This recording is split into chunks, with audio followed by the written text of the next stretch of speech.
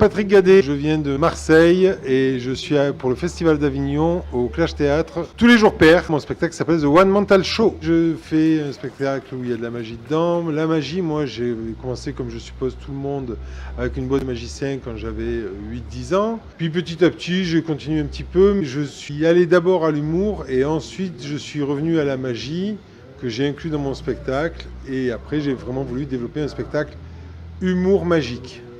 Voilà. Donc j'ai travaillé la magie et le mentalisme depuis à peu près 2 ans pour pouvoir vraiment faire un vrai spectacle qui alliait les deux. Mais en sachant que je viens du one-man show traditionnel, j'ai intégré la magie dans le one-man show d'humour. Alors The One Mental Show, c'est un spectacle qui a 1 an et demi à peu près.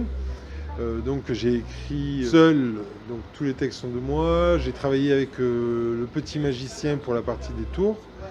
Et la mise en scène a été faite par Stéphane Serfati qui présente aussi une pièce en ce moment au Festival d'Avignon.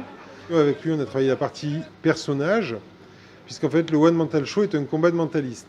Donc 3 mentalistes s'affrontent. En ce moment, vous avez Boris, qui est un réfugié ukrainien qui a développé des pouvoirs supramentalistiques à Tchernobyl. Vous avez Roger Bensoussan, qui vient du Sentier et qui a perdu le code de sa valise de démonstration. Donc il va devoir mentaliser quelqu'un pour retrouver le code de sa valise.